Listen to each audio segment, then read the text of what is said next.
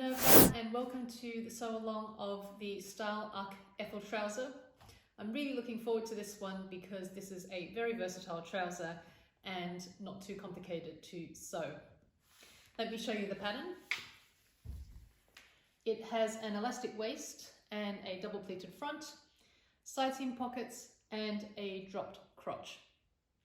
This is actually a two-part sew along because the Style Arc have also got an Ethel top. I'll show you the pattern here. And I'll be covering the making of this one in another sew along. I will be using the same fabric as for the Ethel top to make a set, and what I have today is a Ramie. This is from the Minerva core range and the colorway is called Mocha. I think it's quite representative.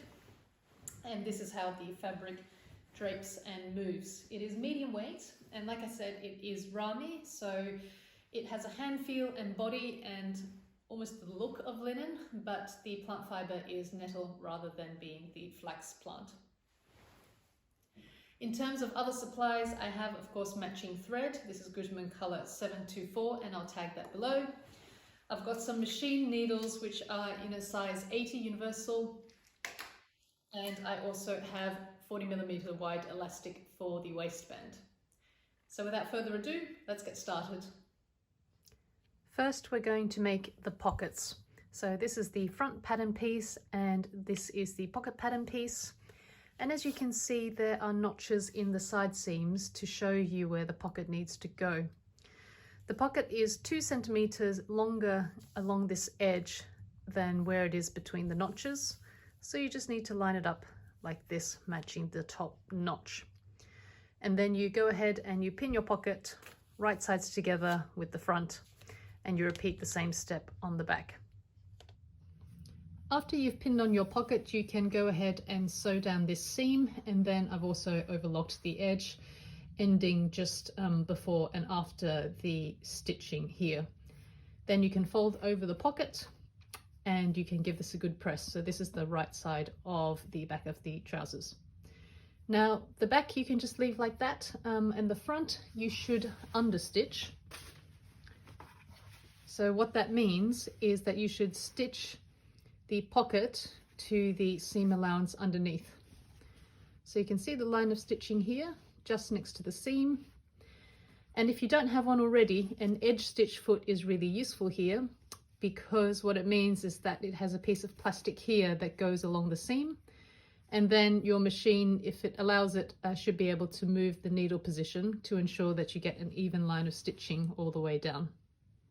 Once the understitching is done, so this is my front piece, you can now proceed to join the legs together.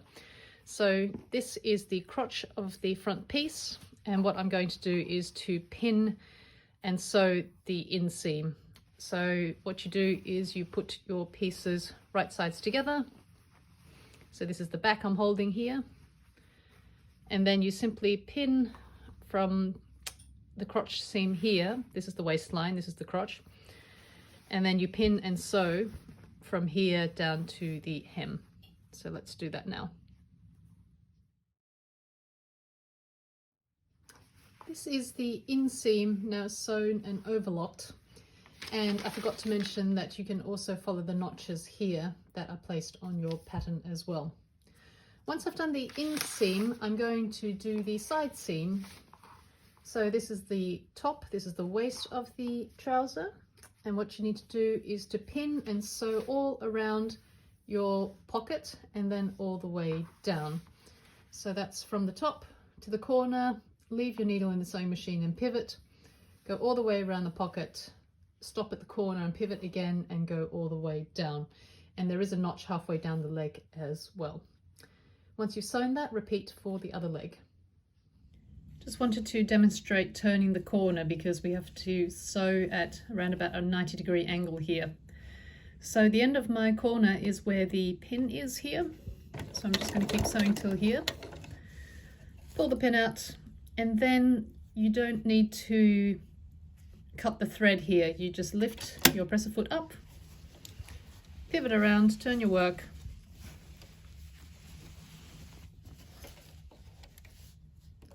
put your presser foot down, and then just carry on sewing.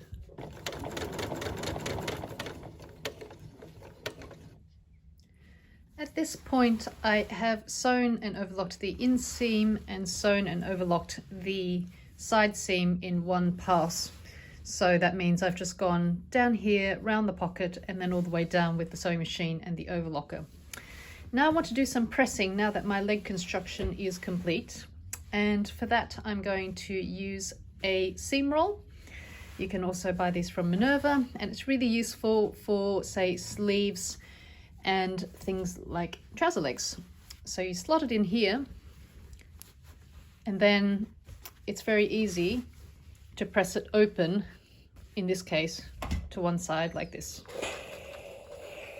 You just keep moving the seam roll along up your trouser leg. Now there are two fully constructed trouser legs, and I've just turned one the right way out, and we're going to slide the leg that is the right way out into the one that's the wrong way out so that we can join the crotch seam. Now there's different orderings you could have done. So you could, for example, have sewn the crotch seam first rather than the inseam and the side seam.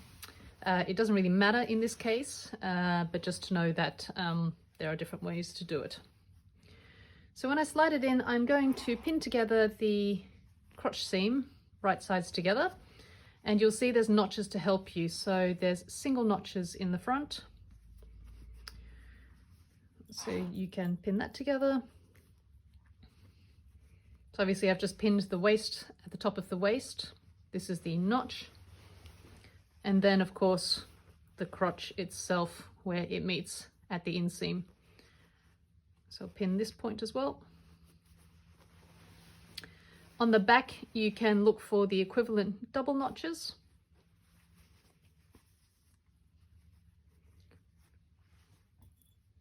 Just pin those together. And then finally the waist seam as well. So note I'm pinning right sides together. And then you go ahead and you stitch this curve together. Here is the curved seam of the crotch now stitched and overlock. And then by magic, when you turn everything out, you should have almost a fully constructed pair of trousers. And here we are. Here's the waist. I've got my side seam pockets here. That's the inseam and the trouser legs. So now let's take a look at the pleats. You can see from the pattern that it is a double pleated front, and you should have those notches in place on the front. So you should have 4 notches on either side of the front, and the pleat is going in the direction towards the side seam. So basically you have to find your second notch here. So if I'm starting closest to the side seam, then this notch needs to match this notch, and this notch needs to match like this. Once you've pinned everything into place and it looks right, you can go ahead and put a line of stitching about 1/2 centimeter from the top edge just to hold the pleats in place before we attach the waistband. Now we come to the waistband. So first press it wrong sides together lengthwise, and then sew it into a loop with the short ends together. You don't need to overlock this edge. So just fold that in half. And this is going to be your center back seam. Make sure everything's not twisted. And then if you look at your pattern, you'll see these notches here. So on the opposite end of your center back seam is your center front seam, which is this line here. And then you should have some notches, and it tells you which one is the side seam. So the second one is the side seam. So now I pin the waistband on, matching the raw edges together. This is the back, and I'm going to pin this to the outside of the trouser like this.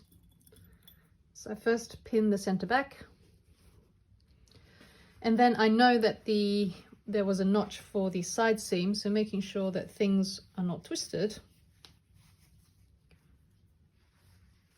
you slide the waistband over and you pin the side seam. Just put a pin in there already to remind me where it is. And then the next notch along your waistband matches with the front pleat. There's my notch. So this is the pleat that is closest to the center front.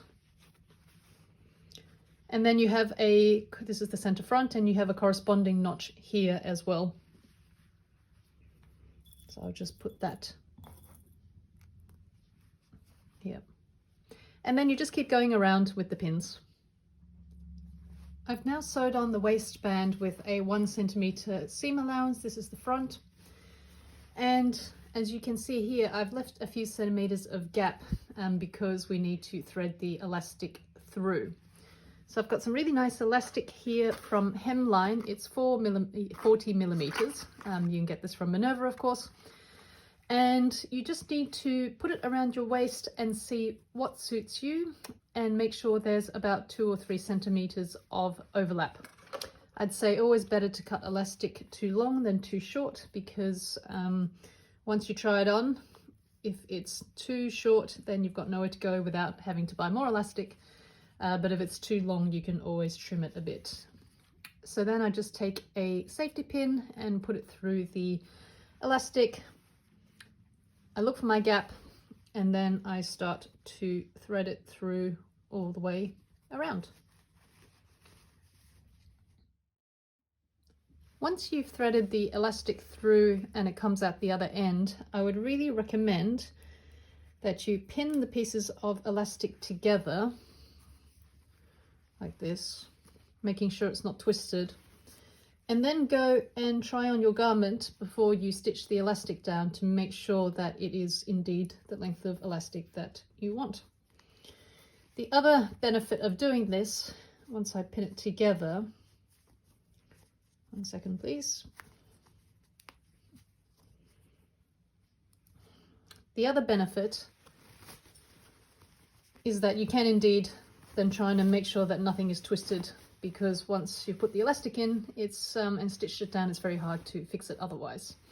So this is the point where you want to go and have a try it on and make sure that everything is looking and feeling good.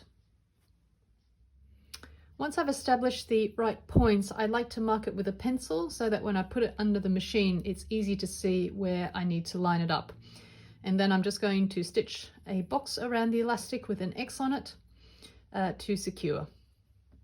So that's the box sewn, and in terms of direction of travel, I would typically start one end, go around in a box, go halfway down or all the way down diagonally, go backwards halfway, and then stitch this, turn it around and go that way. Of course, you can do this however you want. This just seems quite logical to me.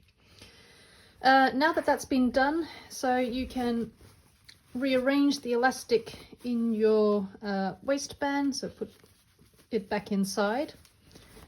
And then you just want to make sure that you're happy with the distribution of the gathers from the elastic. So I don't think it looks great to have this flat piece here and then a lot of gathers on this side. So I'm just going to mess around with that for a few moments until I'm happy that the gathering is about even.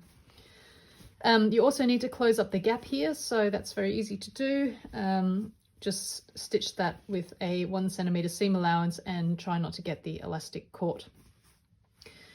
And then we are going to also overlock around the edges here. So if you find, for example, at the back that it feels really bulky because of all the different layers and seam allowances, you can of course just trim away some of these little triangles to help that along.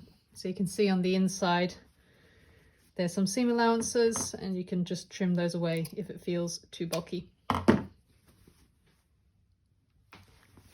So here's the finished waistband. If you want, it's sometimes nice to put a label in the back so you know back from front, although you can tell of course by the pleats. Minerva has some nice ones. So then you would just pop that under with the raw edges under the waistband, and then that just stitch that on like so. The other thing you can do is if you feel like your elastic's going to move around, you can also just put a line of stitching along the side seams and that will just hold it in place and make sure it doesn't twist around. So you can do that on the sides, the back, the front, wherever you want. To finish, this is the hem, and there are notches to show you where the hem is. If you've lost it, you can of course always check again from the pattern, but you fold over once, and if this is a bit bulky, you can trim off the triangle at the end. This is 1 centimeter, and then this is about 2 centimeters. So you just fold it over, pin it in place, repeat on the other side, and then press everything down. Final step is to make a line of stitching, not unlike the understitching we did, but just right next to the seam here. Or alternatively, you can do it by hand. If you want a blind stitch, then you won't see anything on the outside. I've just stitched mine with machine because I have this perfectly matching thread, and I think in a fabric with this kind of texture, I actually quite like the look of the stitching. So that's it from the front, and then of course here it is from the back. And that's it, your trousers are finished. Give it a good press and have fun.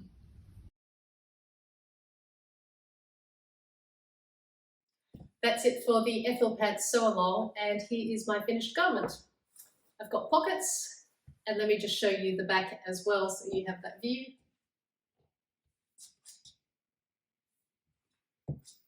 I'm actually wearing it here with the Style Arc Ethel top, so if you're interested in that, then we've got a sew along as well. Style Arc made this to be worn as a set.